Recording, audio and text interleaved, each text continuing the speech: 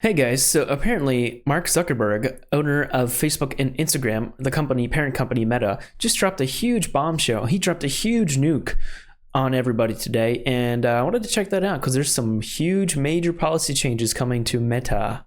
All right, what do we got here? What do we got? Whoa, hey, Mark, dude, he's got the bling, man. What happened to Mark? He's going crazy, man. He's going ham with the bling. Look at that. That looks sick, bro. Nice watch too. Wait, what the hell is wrong with your hair? I think he looks like Napoleon Dynamite or something. Anyway, enough about physical appearances. Let's see what these policies are. Hey everyone.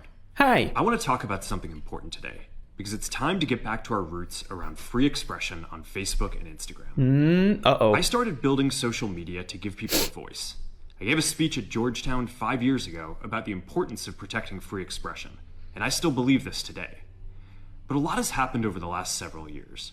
There's been widespread debate about potential harms from online content. Governments and legacy media have pushed to censor more and more. I've noticed that recently too.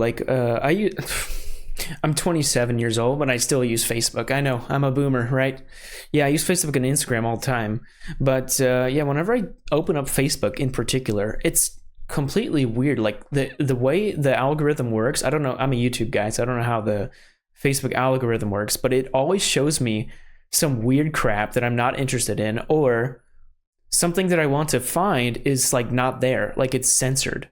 I don't know what's going on, and I think it's because of their fact checkers or whatever. I don't know what they're called, but like this system checks that they run. Anyway, there's a lot of censorship. A lot of this is clearly political. Yeah. But there's also a lot of legitimately bad stuff out there. True. Drugs, terrorism, child exploitation. These are things that we take very seriously, and I want to make sure that we handle responsibly. Yeah, sorry to pause, but yeah, we have to, there has to be like a balance between, so there has to be censorship, but it has to be like done with very, very smart AI, so we can have a balance where we censor the really bad stuff that he just talked about, and we don't censor just regular free speech, people just trying to speak their mind, because that's what originally Facebook and Meta or Instagram was all about. It's Facebook. It's about you, the people using the platform, for you to express your opinions and beliefs freely. Freedom of expression. So we built a lot of complex systems to moderate content. Yeah. But the problem with complex systems is they make mistakes. Even if they accidentally censor just 1% of posts, that's millions of people. Yeah. And we've reached a point where it's just too many mistakes and too much censorship. The recent elections also feel like a cultural tipping point towards once again prioritizing speech. So we're going to get back to our roots and focus on reducing mistakes, simplifying our policies, and restoring free expression on our platforms. More specifically, great. Here's what we're going to do. Okay. First, we're going to get rid of fact checkers and replace them with community notes. Yo, that is a great idea. I'm on board, with Mark here. This is great. Because I think it's great because on Twitter, right, they have community notes. So if there's something like, what the heck is this? Instead of a fact checker just immediately censoring it or whatever, changing the script, there's a community note at the bottom written by people of the platform that use the platform, users, explaining the lore, right, of the post or what's going on, what's actually happening. And I think that's a great idea that X does, and Twitter, whatever you want to call it. And I think that definitely it should be installed into or brought into Facebook and Instagram for sure. That's a great idea. I agree completely. Similar to X. Yeah, similar to X, yeah. After Trump first got elected in 2016, the legacy media wrote nonstop about how misinformation was a threat to democracy. We tried in good faith to address those concerns without becoming the arbiters of truth. But the fact checkers have just been too politically biased. True. And have destroyed more trust than they've created, especially in the US. Yeah. So over the next couple of months, we're going to phase in a more comprehensive community notes system. That's great. Second, we're going to simplify our content policies and get rid of a bunch of restrictions on topics like immigration and gender that are just out of touch with mainstream discourse. That's awesome. I'm tired of I don't like to bring any politics onto my channel, so I won't. But I'm really tired of there's always some kind of political agenda being shoved in my face when I open Facebook or Instagram, and it's really, really freaking annoying. And I hate when it happens every time. I just want to get onto Facebook, express myself, and see other people's expressions as well. Right, guys? What started as a movement to be more inclusive has increasingly been used to shut down opinions and shut out people with different ideas, and it's gone too far. Yeah. So I want to make sure that people can share their beliefs and experiences on our platforms. Third, that's we're great. changing how we enforce our policies to reduce the mistakes that account for the vast majority of censorship on our platforms. We used to have filters that scanned for any policy violation. Wow. Now we're going to focus those filters on tackling illegal and high severity violations. Yeah, that's great. That's the balance that I was talking about earlier, guys. We need to have that balance, but obviously when you bring in something new like this, there's a learning curve. Like there's always a learning phase to new applications to your program. So obviously it's going to have to learn over time. They're probably going to use some kind of AI to do this, right? But what that means is like it's going to make mistakes. In what I think it's going to make mistakes, and so there'll be bad stuff, but eventually it'll learn how to get rid of that bad stuff.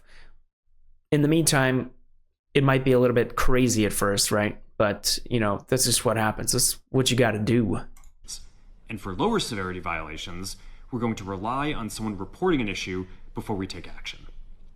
The problem is that the filters make mistakes. Yep. And they take down a lot of content that they shouldn't. Yep. So by dialing them back, we're going to dramatically reduce the amount of censorship on our platforms.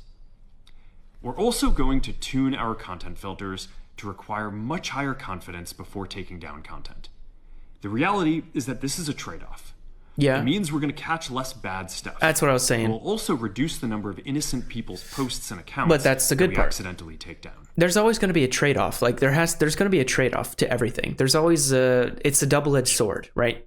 That's the figure of speech that people use. But there's always going to be a trade-off, but this is going to allow more people to express their feelings or express their beliefs and values and emotions and feelings without being just taken down, right? By some hack doing the community guideline policy protection, whatever it's called, fact checkers. But it'll have bad stuff. We're bringing back civic content. What's civic content? For a while, the community asked to see less politics because it was making people stressed. Okay. So we stopped recommending these posts.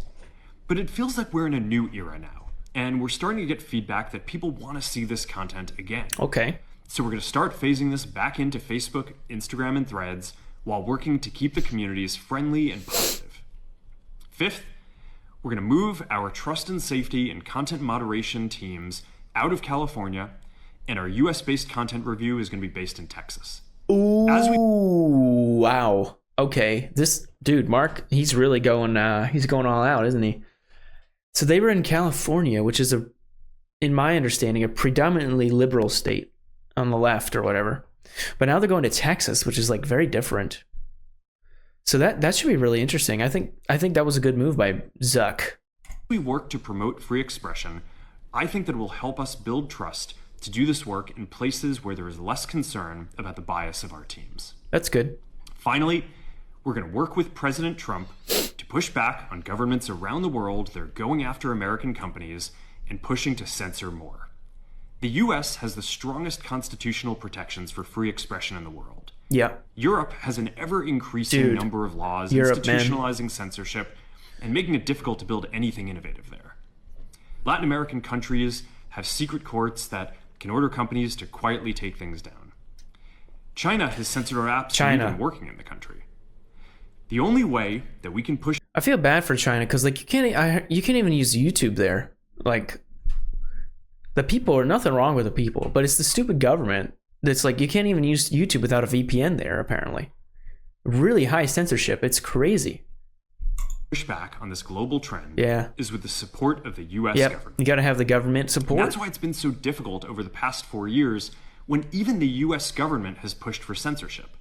By going after us and other American companies, it has emboldened other governments to go even further. But now we have the opportunity to restore free expression, and I am excited to take it. That's great. It'll take time to get this right. Yeah, these are complex systems. They're never going to be perfect. There's also a lot of illegal stuff that we still need to work very hard to remove. But the bottom line is that after years of having our content moderation work focus primarily on removing content, It is time to focus on reducing mistakes, simplifying our systems, and getting back to our roots about giving people voice. That's great. I'm looking forward to this next chapter. Stay good out there, and more to come soon. Yeah, I mean, dude, Facebook and Instagram, the whole social media thing was originally meant to be a platform where you can express yourself however you want. Okay, it was supposed to be free expression. That's how it started, and that's how it should be. And I completely agree with Mark Zuckerberg on everything that was said here. I think this is great. I really hope it gets implemented soon, and I hope that they'll work out the kinks. Right? It's gonna have a learning curve, like we said and we heard. But I think this is a really good idea, and I'm really happy that they're taking this direction, because I was really getting tired of that Facebook crap getting shoved in my face, if you know what I mean. Anyway, guys, I hope you enjoyed the video. If you did, make sure to smash the like button, hit subscribe, and I'll see you next time. Thanks. Bye.